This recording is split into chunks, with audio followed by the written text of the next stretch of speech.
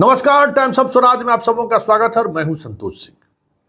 और आज हम टाइम्स ऑफ स्वराज में चर्चा कर रहे हैं कि आखिर नीतीश को हुआ क्या वजह रही जो नीतीश कुमार पहले अपने राष्ट्रीय अध्यक्ष को हटाए, ललन सिंह को हटाए।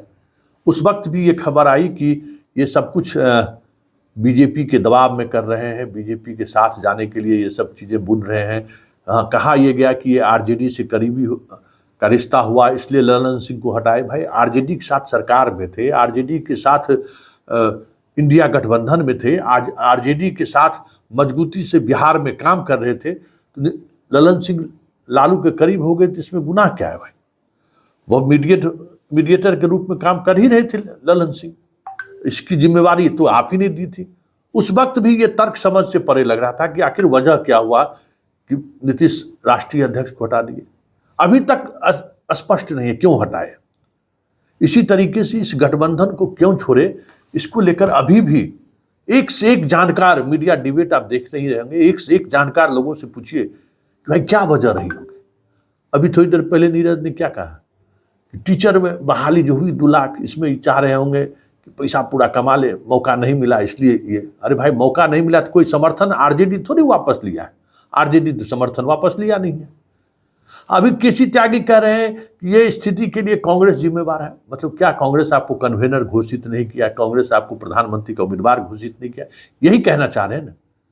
यही बात हो सकती है। तो ये बातें और खुलकर होनी चाहिए। लेकिन हमारे जैसे पत्रकार इन तमाम बातों को लेकर सहमत नहीं है, सहज नहीं है। ऐसा हो ही नहीं सकता है, कैसे ये संभव है? इन छोटी सी बातों के लिए भाई अभी बातचीत चल ही रही थी, इतनी जल्दी ब्रेक हो जाए। इसी बीच कुछ चीजें, इंफॉर्मेशन जो हम लोग के बीच आती रहती है, उसी इंफॉर्मेशन में एक बड़ी खबर हमारे पास आई है। और ये खबर आज से लगभग 1 महीने पहले मैंने ही ब्रेक किया था कि मुख्यमंत्री आवास में मुख्यमंत्री के एक काफी करीबी अधिकारी को ईडी का नोटिस मिला है।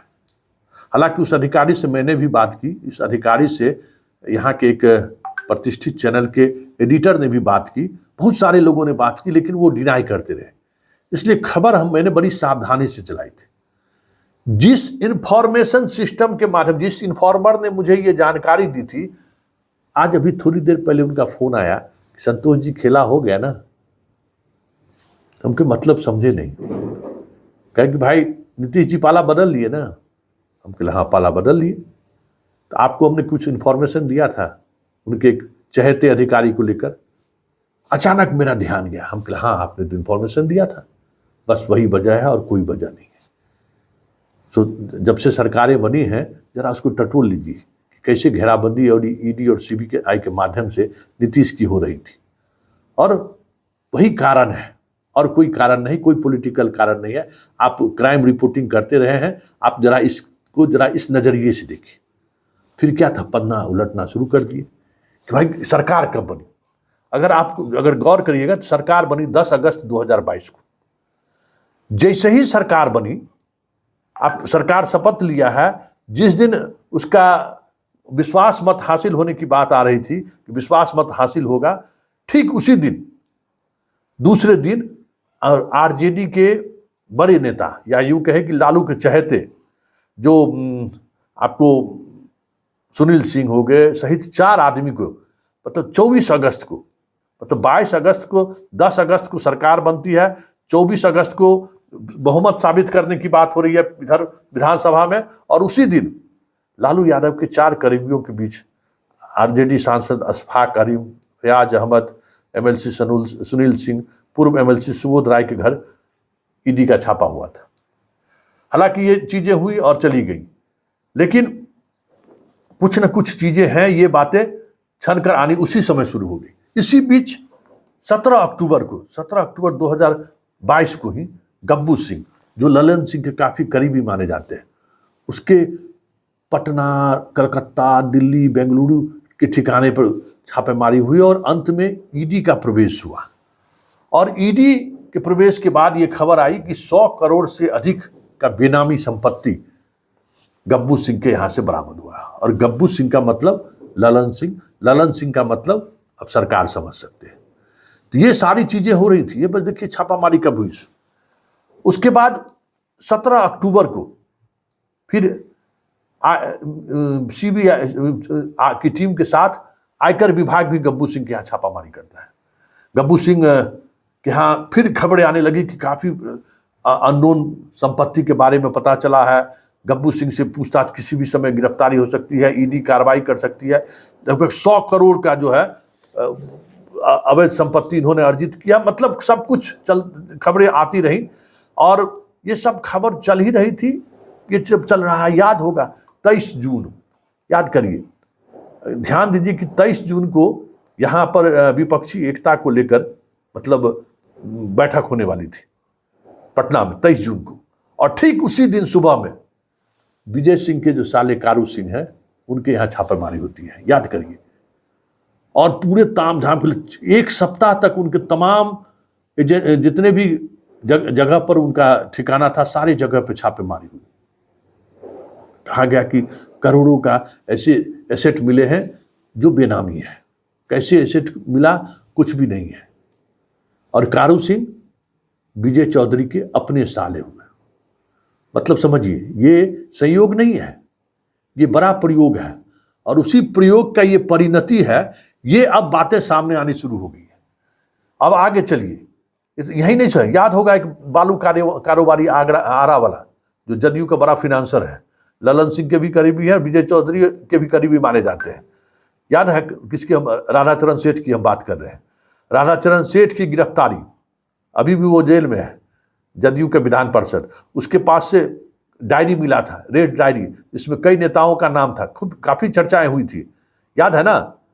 और जो कार्रवाई हुई और उस कार्रवाई की वजह से ये लगने लगा था कि कभी भी नीतीश कुमार के जो करीबी लोग हैं, पदाधिकारी, उन तक ईडी और सीबीआई पहुंच सकती है।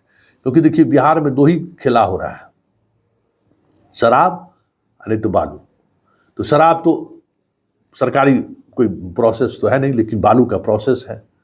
और बालू के प्रोसेस में सेठ के जाने के बाद ये तय हो गया था कि ये खेल जहां से हो रहा है उस खेल में नीतीश पर शिकंजा कसेगा ही कसेगा। तो ये सारी चीजें जैसे जैसे एक जगह आनी शुरू हुई, तो जो जिन जिन लोगों का नाम आ रहा है कि भाई ये लोग नीतीश कुमार को गठबंधन तोड़ने के लिए प्रेरित किए या गठबंधन तोड़ने को लेकर मना लिए, ये सारे लोग ऐसे ही हैं। बिहार सरकार के 2 मंत्री जो इस पूरे खेल में सबसे ज्यादा इंटरेस्टेड है, उसमें एक मंत्री के बारे में तो मुझसे ही बीजेपी के एक बड़े सांसद ने सारा डिटेल्स मांगा था। क्योंकि उस समय में हमने एक एक्सपोज किया था उनके कुछ योजनाओं को लेकर, हम ही से मांग रहे थे।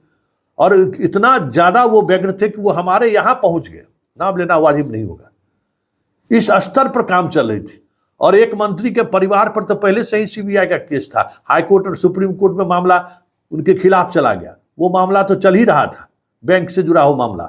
एक और मामला पुल के गिरने के बाद जो चीजें चलनी शुरू हुई थी, वो सब कुछ कई बिहार में जो टेंडर को लेकर हुई थी, उसमें केंद्र की राशि का जहां जहां इस्तेमाल हुआ था उस पर गहनता से जांच होनी शुरू हो गई थी। पूरी ईडी की टीम यहां मौजूद थी, ये बात भी बताता।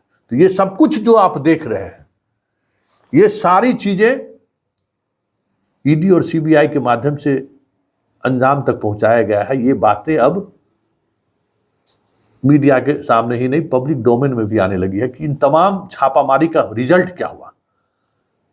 सेठ के अलावा तो कोई जेल गया नहीं। बाकी जो ललन सिंह, विजय चौधरी के करीबी के यहाँ छापेमारी हुई, बहुत सारी चीजें बरामद हुई, उसका क्या हुआ, फलाफल क्या निकला।